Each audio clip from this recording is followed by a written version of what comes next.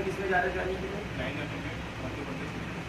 हाँ, और दूसरे तो सेम में जोरदार तालियां।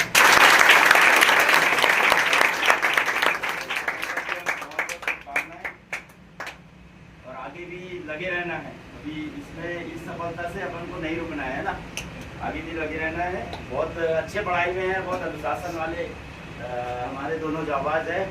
तो कुछ अपना अनुभव बताए, आरडीए का भी अनुभव बताए, जिससे आगामी आने वाले बच्चे भी उससे प्रेरित हो सके। मेरा नाम सुनील बामने है, मैं जमदेई से हूँ और मैं पढ़ाई करने के लिए यहाँ पे 2022 में बैतूल आने का मुझे अवसर प्राप्त हुआ और आया। उसके बाद में मैं और भी जगह गया कोचिंग, लेकिन फाइनली मैंने डिसाइड किया कि मुझे आरडीए में जाना चाहिए।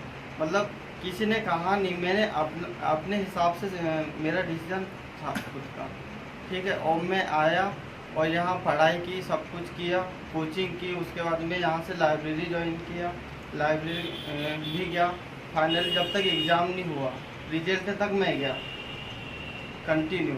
उसके बाद में बस, और यहाँ का माहौल बहुत अच्छा है। सर ने हमेशा से गाइड करे और हमेशा मुझे और भी बीच में प्रॉब्लम्स आई थी, लेकिन मैं सर के पास मतलब कभी भी चल आ जाता था, सुबह हो या शाम हो। सर ने मुझे हमेशा अच्छा मार्गदर्शन दिया और सर कोचिंग में भी आते थे और बहुत अच्छी तरीके से गाइड करके जाते थे। लेकिन मैं खुद सोचता था इतनी सारी बातों को याद न रखते हुए कोई भी एक या दो चीज़ों को याद रखो और अपनी पढ़ाई पे ध्यान दो। बाकी और कुछ भी मोटिवेशन की ज़्यादा ज़रूरत नहीं है, कुछ भी नहीं करना है अपने को, सिर्फ एक दो चीज़ें याद रखो और पढ़ाई पे ध्यान दो।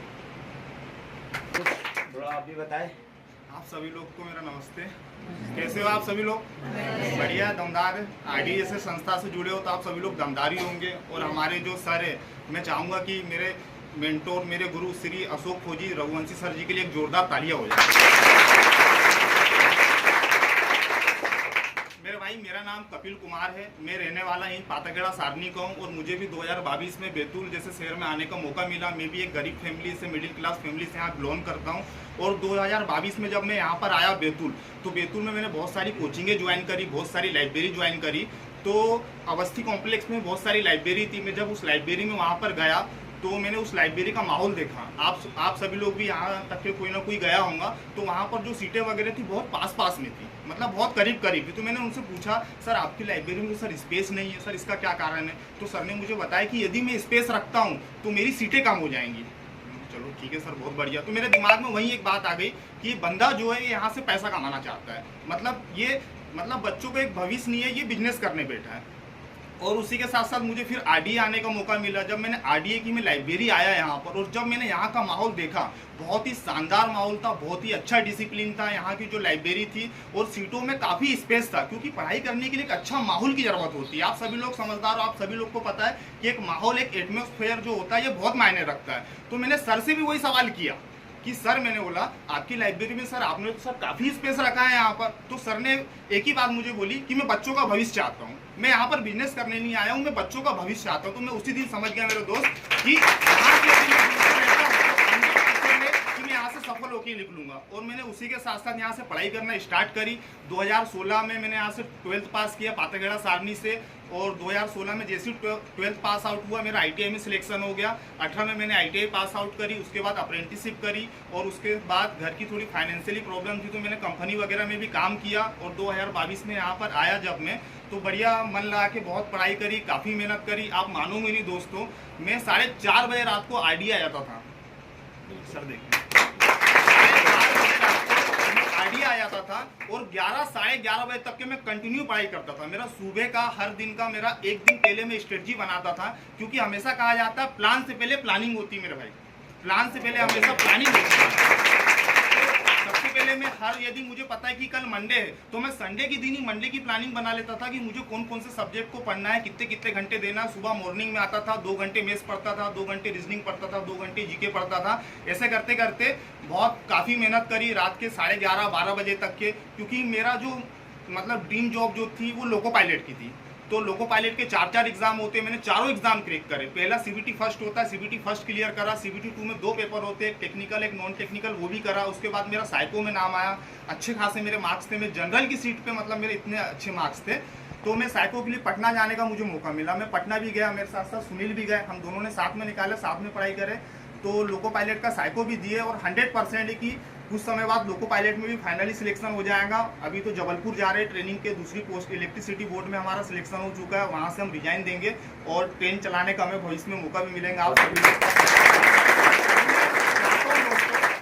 सफल होना है ना मेरे भाई, तो मेहनत तो करनी पड़ेगी 100%, ये तय है। और इतना अच्छा आप लोगों को एक संस्थान मिला है आरडीए जैसा, जहां पर हमारे जो ग्रेट मेंटोर अशोक सर जी जो है, रघुवंशी सर जी, वो बहुत बढ़िया सर है। आप मतलब आपको समय समय पे गाइडेंस दे रहे हैं, सारी चीज कर रहे हैं। और लाइब्रेरी का माहौल देखिए, आप पूरे यहाँ बैतूल डिस्ट्रिक्ट में, अदर स्टेट में भी आप देख लोगे ना, आपको ऐसी लाइब्रेरी नहीं मिलेंगी और ऐसे शानदार आपको टीचर नहीं मिलेंगे। एकदम दिल से पढ़ा रहे कि आपका फाइनली सिलेक्शन हो जाए। और मैं आपको 110% गारंटी देता हूं कि आप आरडीए से जुड़ते हैं और सही तरीके से मेहनत करते हैं, तो कोई माइकल लाल नहीं है कि आपको रोक सकता है यहाँ से सिलेक्शन लेने से। कोई माइकल लाल नहीं आपको रोक सकता है। तो आप सभी लोग जुड़िए यहाँ से और कंटिन्यू पढ़ाई करिए और मेहनत करिए और आप लोग सभी यहाँ से सफल होइए। तो आप सभी लोग को wish you all the best. जल्दी जल्दी तैयारी करके आप कि यही नहीं रुकना है ना, है ना। तो रख हौसला, वो मंजर भी आएगा और प्यासे के बस चलकर समंदर भी आएगा। अरे थक कर ना बैठे मेरे मंजिल के मुसाफिर, अरे मंजिल में मिलेगी और मिलने का मजा भी आएगा। बहुत ही शानदार खुशी के पल।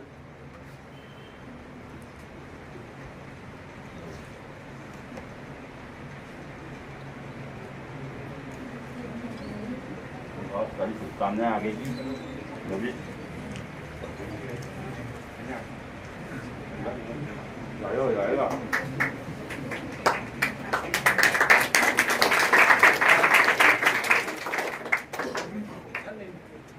खिलाई है ना, एकदम अच्छे से तैयारी करिए और मन लगा के तैयारी करिए। और मैं आज के टाइम में आपको बताना चाहूँगा, बहुत सारे स्टूडेंट ऐसे होते हैं जो मतलब कहना चाहिए कि एक प्रकार का अट्रैक्शन जो बोलते हैं ना, प्यार मोहब्बत, इन सब चीज़ों पर ज़्यादा ध्यान दे रहे हैं।